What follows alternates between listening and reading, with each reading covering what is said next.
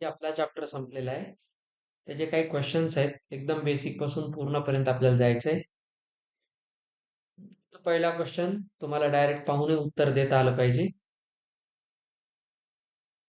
तर आता या ठिकाणी डायरेक्ट आन्सर देता येईल तुम्हाला आणि तुम्हाला पण ट्राय करायचे. जसं इथं बघा, when a force is applied on a moving body, its motion is retarded, then the work done is negative. याचा काय बेसिक नॉलेज आहे? निगेटिव्ह का राहते? Work done is F S cos theta. आता आपल्याला माहिती आहे एफ एस आहे आणि रिटार्डेशन मध्ये अँगल 180 डिग्री असतो आणि कॉस 180 ची व्हॅल्यू -1 असते. तर इथून work done will be negative. ठीक आहे. नेक्स्ट, हळूहळू याची लेवल वाढत जाईल. ना काढायचं, ह्याला ट्राय करायचं. पटपट पटपट क्वेश्चन्स करून पाहणे गरजेचं आहे. आता इथे तुम्हाला एक फोर्स दिलेला आहे बघा. फोर्स एफ आहे 2 + x on a particle in x direction. Work done during displacement from x1 to x2. काय करावं लागेल? इंटिग्रेशन करू.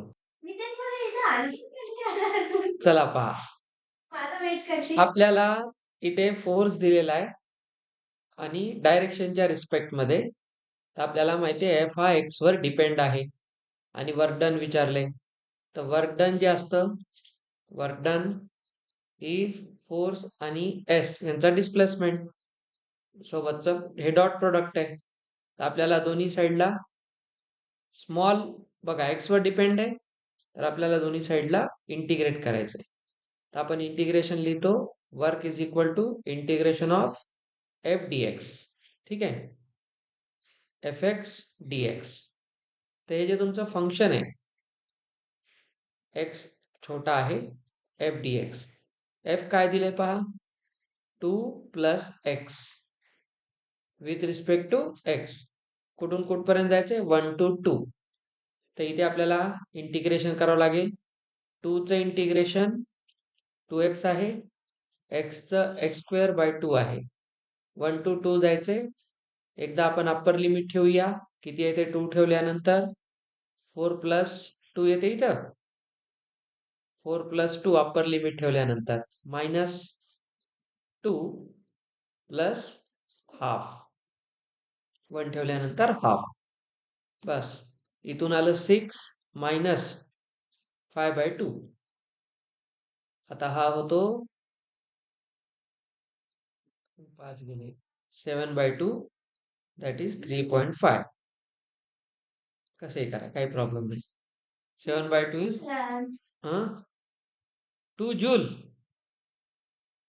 मी तुला ऑप्शन बी म्हणलं ना, मग रॉंग झालं. तुम्हाला कॉन्सेप्ट पासून काही जेई मेन्स लेवल पर्यंत आपण क्वेश्चन दिले. चला नेक्स्ट, हे कळलं कसं केलं ते?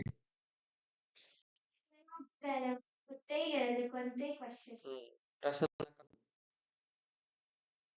चला नेक्स्ट क्वेश्चन पहा. इथे हा पण सोपा आहे. आता थोडस फ्रिक्शन लावलं याच्यात, शिकवले आपण. बघा क्वेश्चन म्हणतो एका बॉडीचा मास 2 kg आहे, 7 न्यूटन फोर्स लावतो त्याच्यावर. बघा, under force 7 Newton on a table. टेबलवर ठेवले. फ्रिक्शन आहे 0.1. कोणते? कायनेटिक फ्रिक्शन आहे म्यू के. तर 10 सेकंड मध्ये त्याच्यावर किती वर्क झालं असेल? It's one of the interesting question. विचार करून सॉल्व्ह करा. तुम्ही पहा, एक टेबल सरफेस आहे, याच्यामध्ये प्रोसेस समजून घ्या. समजा एक टेबल सरफेस आहे आणि याच्यावर तुम्ही एक बॉडी ठेवलेली आहे. त्याच्यावर तुम्ही फोर्स वर लावा खाली लावा, आपल्याला एक अप्लाइड फोर्स इकडे. ठीक आहे, तो किती आहे? 7 न्यूटन. हा अप्लाइड फोर्स आहे. टेबलने जो फोर्स लावला तो तर नॉर्मल रिॲक्शनचा असेल ना.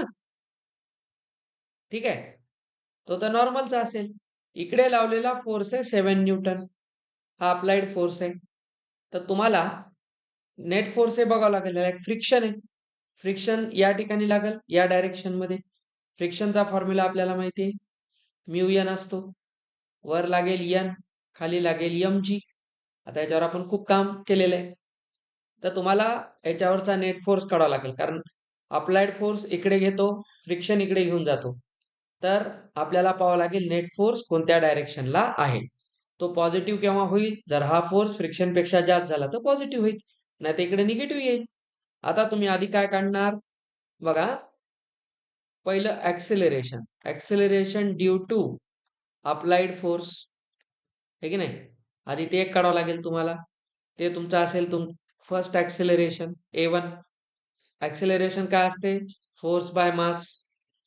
आता अप्लाइड फोर्स 7 आहे, मास 2 आहे, तर 3.5 जूल. ओके, हे पॉझिटिव्ह मध्ये आहे, नो प्रॉब्लेम. आता तुम्हाला ऍक्सिलरेशन ड्यू टू फ्रिक्शन हे काढावं लागेल. ठीक आहे, तर ते असेल तुमचं A2. हे आहे फ्रिक्शन बाय एम. आता फ्रिक्शन काय असतं? Mu N by M. N काय असतो आठवा? एन कोणाला इक्वल आहे? एम जी ला. तर हा काय होईल? म्यू एम जी, खाली एम आहे, हा कॅन्सल होईल. तर म्यू ची व्हॅल्यू दिली आहे 0.1. जी आपल्याला किती दिला नाही, म्हणजे 9.8 घ्या. हे किती होईल? 0.98 होईल.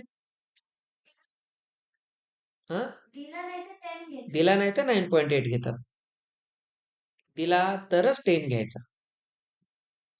आता बघा, फ्रिक्शन याच्या ऑपोजिट डायरेक्शन मध्ये, म्हणजे हे मायनस होईल, कारण ऑब्जेक्ट इकडे ओढते, हे इकडे ओढते. तुम्ही चेक करा हे किती चालले, 0.98 चालले. तर कोणता फोर्स जास्त आहे? इकडे. आता हा इकडे लावणार, हा इकडे लावणार, तर नेट फोर्स सबट्रॅक्ट करून येईल की नाही? म्हणजे नेट ऍक्सेलरेशन काय यायला पाहिजे? A1 मायनस A2, कारण इथे ऑपोजिट डायरेक्शन मध्ये आहे. तर सांगा पहिलं किती होतं? 3.5. त्यातून किती मायनस करा? 0.98. आता ही व्हॅल्यू किती येते? नेट काढतोय आपण 2.52 अप्रॉक्स. हे झालं मीटर पर सेकंड स्क्वेअर. आता ऍक्सेलरेशन आलं, आपल्याला काढायचे वर्क. वर्कसाठी आपल्याला फोर्स इंटू डिस्प्लेसमेंट लागल. फोर्सची अडचण नाहीये, कारण फोर्स आपल्याला बाय अप्लाइड म्हणल्यामुळे हा 7 आहे माहिती. तर आपल्याला गरज आहे डिस्प्लेसमेंटची. डिस्प्लेसमेंटसाठी आपण फॉर्म्युला लावू.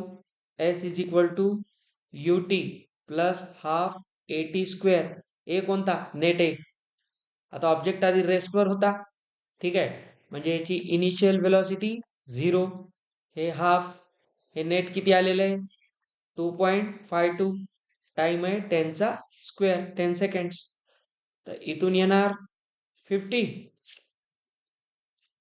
तर यस ची व्हॅल्यू काय येते? 2 पॉईंट, इथं बघा, 5 दोन्ही 10, 25 1 26, 2 10 आणि 2 12, वरचा घेतला 0 आणि हे दिलं, तर 126 आलं तुमचं डिस्प्लेसमेंट मीटर मध्ये. तर वर्क डन आहे force into displacement. Applied force बद्दल बोलतो तो. अप्लाइड फोर्स 7 न्यूटन आहे, डिस्प्लेसमेंट 1 आहे, तर हे यायला पाहिजे 882. That is option C. एवढा क्वेश्चन. तुम्हाला वाटलं पहिला क्वेश्चन पाहिला तसंच असेल, डायरेक्ट पाहून आन्सर दिलं, असं नसतं. फर्स्ट डे फर्स्ट शो काय होता आपला? Work done by which force? कोणता फोर्स? ग्रॅव्हिटी बद्दल बोलतो का कोणाबद्दल बोलतो बघताल की नाही? तर इथं मी अंडरलाईन केलंय बाय अप्लाइड फोर्स म्हणते, म्हणून इथं 7 घ्या. पूर्ण स्टोरी होती यस वर. यस मध्ये कोण मेन होता? ए कोणता घेणार? नेट. याच्यात एकही स्टेप बिनकामाची नाही. तर तुम्ही आधी ऍक्सेलरेशन काढलं अप्लाइड फोर्सचं, मग फ्रिक्शनचं, त्याच्यावर आलं नेट. ते नेट इथे यूज केलं, डिस्प्लेसमेंट आलं, आणि मग वर्क डन काढलं. हा जेई मेन्स लेवलचा क्वेश्चन आहे. अशी थिंकिंग आली पाहिजे. चलो नेक्स्ट. आता याचं पाहून डायरेक्ट उत्तर देता आलं तर द्या. बघा हा question. Work done by gravity on a body over a closed path in a vertical line. हा, सांगा आता. निगेटिव्ह 1 चाललाय. किती थेरी वीक ठेवता बघा स्वतःची, एवढं शिकवलेलं. 0. वाय अजून नाही, ऑब्जेक्ट कुठं चालेल थोडी माहिती. वर्टिकल प्लेन मध्ये बोलतोय तो. प्लेन असा एक असेल वर्टिकल, याचं आन्सर 0 बरोबर आहे. याचा आन्सर 0 बरोबर आहे, पण तुमचं लॉजिक चुकतंय. मी तुम्हाला दोन गोष्टी इथं बोलतोय. ग्रॅव्हिटीचा फोर्स काढा, क्लोज्ड पाथ, व्हर्टिकल प्लेन. एक ऑब्जेक्ट असा गेला, तो असा गेला किंवा तो असा गेला. आठवते? Gravitational force is conservative force. समजा तो ABC पाथनं गेला किंवा ADC पाथनं गेला किंवा AEC पाथनं गेला, तर क्लोज लूप लिहून दिलं होतं मी तुम्हाला. क्लोज लूप मध्ये कन्झर्वेटिव्ह फोर्सने केलेलं वर्क नेहमी 0 असते. इकडून वर जाण्यासाठी लागलेला फोर्स कोणता आहे? -mgh. बघा, ग्रॅव्हिटी खाली, डिस्प्लेसमेंट वर. पोटेन्शियल एनर्जी लागेल की नाही? वर्क डन कोणतं आहे? बघा, वर्क डन जर मी तुम्हाला ABC पाथचं विचारलं, तर तुम्ही काय लिहाल? mgh लिहाल. पण h कुठे आहे? वर. g कुठे आहे? खाली. म्हणजे हे वर्क डन कसं आहे? निगेटिव्ह आहे. आणि तेच जर मी तुम्हाला CDA म्हणलं, वर जाऊन खाली आली ना बॉडी, तर खाली येताना h आहे खाली आणि ग्रॅव्हिटी खाली, तर वर्क डन काय झालं? Positive mgh. दोन्ही पण पोटेन्शियल एनर्जी बद्दलच आहे. मग टोटल वर्क काय होईल? Minus plus 0. म्हणून आपण म्हणतो ना, कन्झर्वेटिव्ह फोर्सने केलेलं वर्क डन 0 असते. Gravitational in close path. म्हणजे हे जर इथून येऊन इथं थांबलं असतं, तर 0 नाही होणार. कारण इथपर्यंत डिस्टन्स बदललं ना, एज बदलला. पण क्लोज पाथ काय? इकडून निघाला, फिरला गावभर, जागेवर वापस आला. तर क्लोज पाथ. ते हे थेरॉटिकल कॉन्सेप्ट लक्षात ठेवायचा. हे खूप जागी कामाला येतं. म्हणून तुम्हाला कन्झर्वेटिव्ह, नॉन कन्झर्वेटिव्ह बद्दल आपण डिटेल बोललोय. चलो नेक्स्ट. 120 ग्रॅम मास आहे, त्याची व्हेलॉसिटी दिली आहे तुम्हाला. बघा, आय कॅप जे कॅप म्हणजे XY प्लेन मध्ये, तर त्याची कायनेटिक एनर्जी काय असेल? तुम्ही सांगा. मास 120 ग्रॅम आहे. थांबा, याला 1000 ने डिवाइड करा, तर हा किलोग्रॅम मध्ये जाईल. म्हणजे 0.12 किलोग्रॅम झाले. हे झालं मास. व्हेलॉसिटी ॲज अ वेक्टर दिलाय, 2i cap plus 5j cap. म्हणजे एक्स मध्ये 2, वाय मध्ये 5. तर आपल्याला मॅग्निट्यूड काढावं लागेल. मॅग्निट्यूड आठवते, a² plus b². 4 plus 25 route 29 झालं. ही झाली व्हेलॉसिटी. आता मास आलं, व्हेलॉसिटी आली. काढायचे कायनेटिक एनर्जी, हाफ mv². तर मास 0.12, v² म्हणजे रूट 29 चा स्क्वेअर 29. हा झाला 0.06. दिसलं? तर 0.06 इंटू 29, हे झालं 54. 54, हे 5, तर हे 5. बघा, हे झालं 54, हे 5. तर इथं उरले 0, 2. म्हणजे साधारणतः 29 आहे ना. 29 गुणिले 6. 54, 12, 13, 14, 15, 16, 17. हे किती झालं? 174. 2 नंतर डेसिमल. तर work done should be 1.74 joule. आलं होतं का? त्याच्यात तुम्हाला फक्त वेक्टर मिक्स करून दिलेला आहे. If linear momentum of a body increases by 50%, तर त्याची कायनेटिक एनर्जी कितीने वाढेल? सांगा. कायनेटिक एनर्जीला आपण कसं लिहिलं होतं मोमेंटमच्या फॉर्म मध्ये? काय घरी अभ्यास करताय बघावं लागेल. कायनेटिक एनर्जीला पीच्या फॉर्म मध्ये काय लिहिलं होतं आठवा? k is equal to p²/2m. तर तुम्हाला म्हणले मोमेंटम 50% वाढेल, तर कायनेटिक एनर्जी किती पर्सेंटने वाढेल? तुम्हाला हा फॉर्म्युला वापरायचा, आन्सर काढायचे. छोटीशी हिंट देतो, तुम्ही वापरा k is equal to p²/2m. Body एकच आहे तर m फिक्स झाला. ट्राय. अरे लॉजिक लावा. मी जर तुम्हाला म्हणलं ही कायनेटिक एनर्जी होती मोमेंटमच्या फॉर्म मध्ये, मी एनर्जी मध्ये मी मोमेंटमला कितीने वाढवलं? 50%ने. म्हणजे आधी p होतं, मग p चा 50% ऍड केला, तर नवीन मोमेंटम येईल. नवीन मोमेंटम आल्यावर नवीन कायनेटिक एनर्जी येईल. मग कायनेटिक एनर्जी मध्ये किती इन्क्रीज झाला, तर तुम्ही फायनल मायनस इनिशियल करा आणि मग त्याचा पर्सेंटेज मध्ये कन्व्हर्जन. आता नीट बघा, इनिशियल काढा कायनेटिक एनर्जी. बघा, इनिशियली कायनेटिक एनर्जी काय येईल? के आय म्हणूया आपण त्याला. ती काय असेल? p²/2m.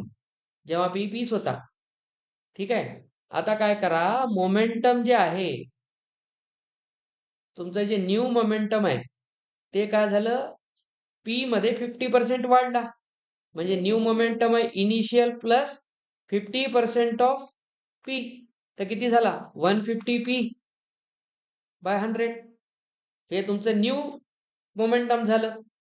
मग याची फायनल कायनेटिक एनर्जी काय होईल, कारण बघा मास तर फिक्स आहे, मासमध्ये काही इन्क्रीज नाही, तर मोमेंटम किती झालं, नवीन एवढं आहे, हे जुनं आहे, हे जुनं आहे.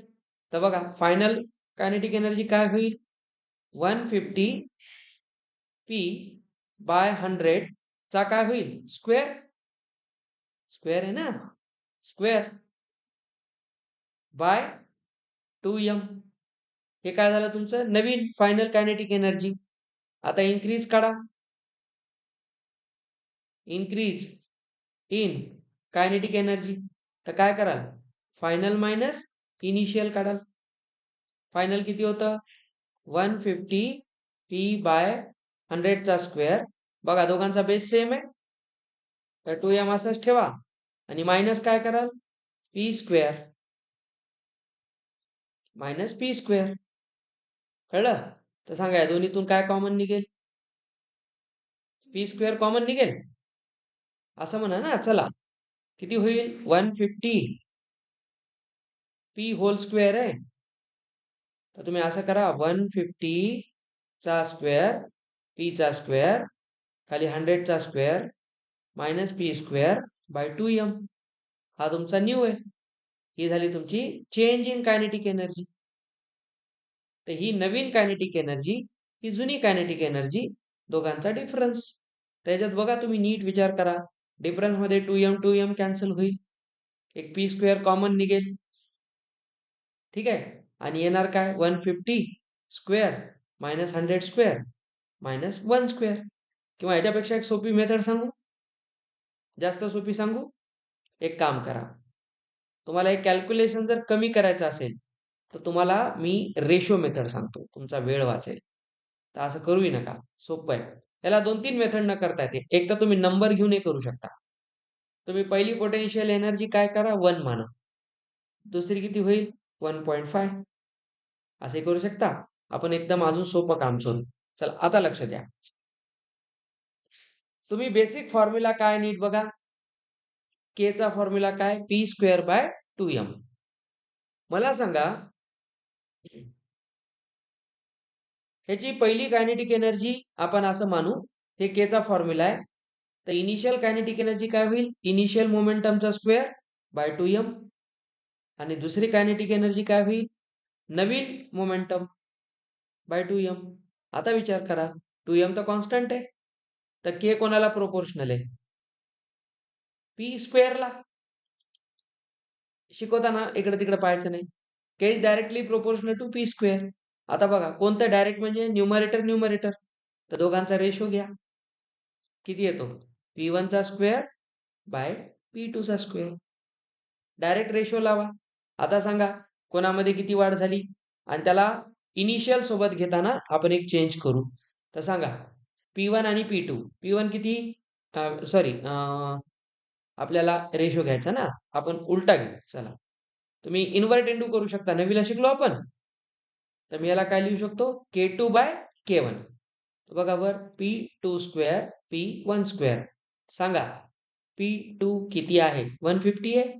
का बरं, 50% वाढलं ना, आधी 100 होता, आता 50 वाढलं, तर टोटल किती झालं, 150. इनिशियली किती होतं, 100. मी तुम्हाला म्हणलं आता आपल्या क्वेश्चन मध्ये हा आला होता की नाही, 150 बाय 100 स्क्वेअर. डिवाइड करो, कितना आएगा, कितीने डिवाइड करता, 0 0 गेला, 5 न करा, 3/2 म्हणजे किती आला, 9/4. संपलं ना काम. हे तुमचं कायनेटिक एनर्जीचा रेशो आहे. तर काय करायचं, रेशो मध्ये हे असं केलं, -1 करा. -1 कोण आहे, इनिशियलचा फॅक्टर असतो, त्याला इंटू काय करा, 100%. सांगा हा रेशो किती आहे, 9/4 -1 इंटू 100%. 9 - 4 किती झाला, 5/4 चा 100%, आगे झाला 25. 25 5 जा 125. Option B is the answer. हा जे इमेल्स मध्ये विचारतात अशा टाईपचा. तर एक फायनल फॉर्म्युला लक्षात ठेवायचा, तुम्ही याला नंबर न मानता जर करायचं असेल, तर प्रोपोर्शनॅलिटी मेथडनं करा. कारण हे डायरेक्ट प्रोपोर्शन आहे डायरेक्ट कारण 2m तर कसं आहे कॅन्सलच होणार आहे पुढच्या फॉर्म्युल्यात जाऊन. त्याला डायरेक्ट असं माना, या व्हॅल्यू हे 150 कुठून आलं कळलं ना? 50% इन्क्रीज केलंय आपण. तर आधी 100 होतं त्याच्यात 50 वाढलं. 150 आणि इनिशियल ते 100 होतं. तर त्याचा स्क्वेअर आला. -1 कोण असतो? डिफरन्स मायनस होतो दोघांचा. तुम्ही काय लिहिलं असतं? K2 - K1 upon K1. Difference कसा आला असता? K2 - K1 upon K1. तर K2 अपॉन K1 आला असता आणि K1 A1 कॅन्सल होऊन 1 आला असता. तोच 1 आहे हा. हा 1 कुठून आला जर कळलं नसेल, तर तुम्ही मला सांगा चेंज कसा लिहिला असता? सर इनिशियली K1 होता आणि K2 तून K1 काढला. हा चेंज आहे ना? तर सांगा बरं इथून कोण येईल रेशोमध्ये? K2 बाय K1 आणि हे 2 कॅन्सल होऊन किती होईल? 1 होईल. तोच आहे हा. तर चेंजच्या फॉर्म्युल्यात -1 कसा आला हे लक्षात ठेवा. आता ही त्याची सगळ्यात सोपी मेथड आहे. नाहीतर आपण जे मागच्या क्वेश्चनमध्ये केलं तुम्हाला स्क्वेअर करत बसावं लागले असते. हां, तर तिथे खूप सारे व्हेरिएबल कॅन्सल करता येतात. तर ही मेथड नेहमी अप्लाय करायची. चांगल्या क्वेश्चनसाठी याचा फायदा होतो. समजलं? चलो next question. Kinetic energy at highest point of a projectile is 3/4 of initial kinetic energy. Angle of projection काय असेल?